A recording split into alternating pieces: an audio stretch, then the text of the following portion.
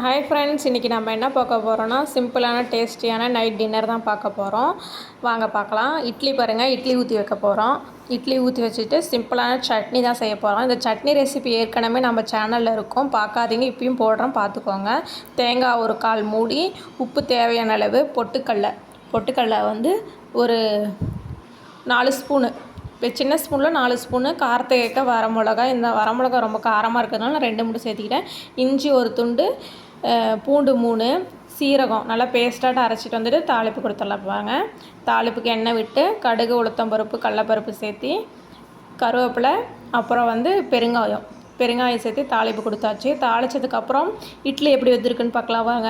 நம்ம இட்லி எப்பயுமே சூப்பராக மல்லிகைப்பூ இட்லி மாதிரி இருக்குங்க. இந்த இட்லியோட மாவு ரெசிபி வேணும்னா மறக்காமல் கமெண்டில் சொல்லுங்கள், உங்களுக்கு அப்லோட் பண்ணுறோம். இங்கே பாருங்கள், இட்லி எப்படி சூப்பராக இருக்குது பாருங்கள், பந்து மாதிரி ஃப்ளஃபியாக இருக்கும் நம்ம இட்லி எப்பயுமே. இட்லி வெந்துக்குச்சான்னு பார்த்தோன்னா நல்லா சூப்பராக மல்லிகைப்பூ மாதிரி வெந்துருச்சு.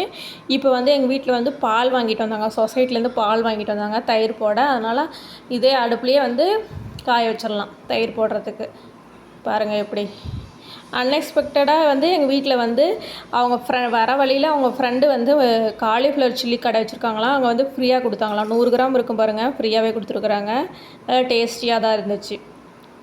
வாழை இலை வச்சு கட்டி கொடுத்துருக்காங்க. ஃப்ரீ தாங்க, இது 100 கிராம் மேலேயே இருக்குன்னு நினைக்கிறேன். ஃப்ரீயாகவே கொடுத்துட்டாங்க. பரவாயில்ல, இன்றைக்கி நம்ம லக் இருக்குது.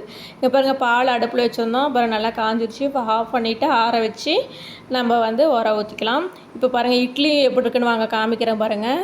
நல்லா சூப்பராக வெந்துக்கிச்சு பாருங்கள். இட்லி பாருங்கள், நல்லா சாஃப்டாக இருக்கும். இப்போ பாருங்கள், இட்லி துணியில் இட்லி ஒட்டாமையே எப்படி சூப்பராக வந்திருக்கு பாருங்கள். நல்லா சூப்பராக இருக்கும். இந்த 3 இட்லி எடுத்து வச்சு இப்போ நைட்டுக்கு வந்து 3 இட்லி ஆளுக்கு 3 இட்லி தான் சாப்பிடுவோம். அதனால் 3 இட்லி எடுத்து வச்சுட்டு சட்னி ஊற்றி, நல்லா சட்னி வந்து நல்லா சொதமாக தான் தொட்டு சாப்பிடுவோம். அதனால் நிறையாவே சட்னி ஊற்றிக்கலாம். சட்னி ஊற்றி சாப்பிட்டா பாருங்கள், இட்லி பாருங்கள் எப்படி இருக்குன்னு, மல்லிகை போகிற மாதிரி எவ்வளோ சாஃப்டாக இருக்குது பாருங்கள். நீங்களே உங்களுக்கே தெரியும் எப்படி புட்டா எப்படி பந்து மாதிரி பாருங்கள், பஞ்சாக வருது இட்லி. நம்ம இட்லி எப்பயுமே சூப்பராக தான் இருக்கும். அந்த ரெசிபி வேணும்னா மறக்காமல் கமெண்ட்டில் சொல்லுங்கள், கண்டிப்பாக கொடுக்குறேன். பிடிச்சிருந்தா லைக் பண்ணுங்கள், ஷேர் பண்ணுங்கள், கமெண்ட் பண்ணுங்கள், மறக்காமல் சப்ஸ்கிரைப் பண்ணிக்கோங்க.